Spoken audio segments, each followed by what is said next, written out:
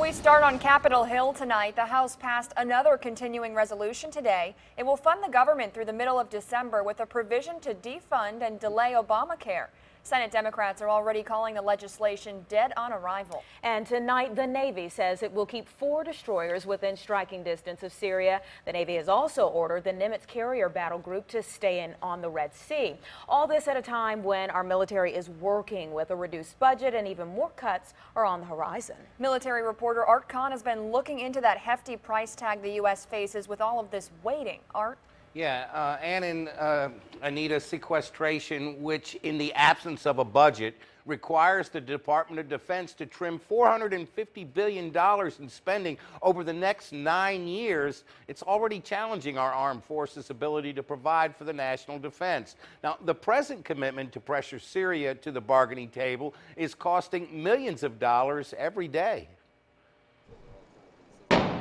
Even without firing a shot, the cost of war is high.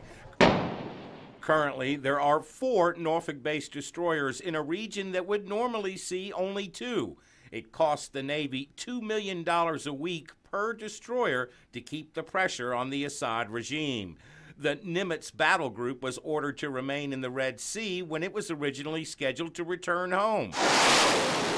The carrier's air wing is flying, as they are right now, it costs the Navy $40 million a week.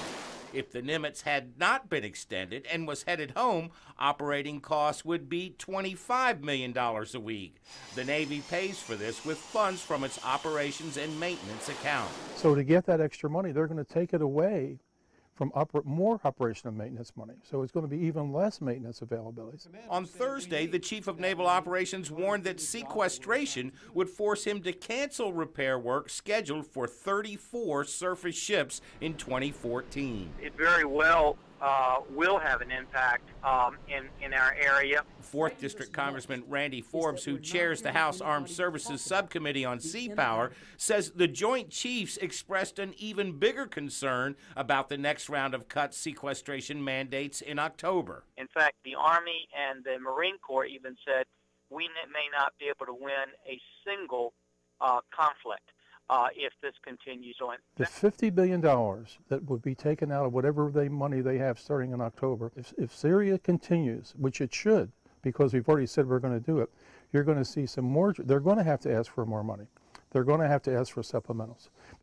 Yeah, and the Chief of Naval Operations points out that many of the ships operating in the region around Syria were already forward deployed and would have been out there anyway. However, extending deployments for some, including the Nimitz and the Norfolk-based USS Barry, may require some supplemental might. Congressman Forbes says this will all be exacerbated if, in fact, a government shutdown is forced next month. Art Kohn, 10 on your side.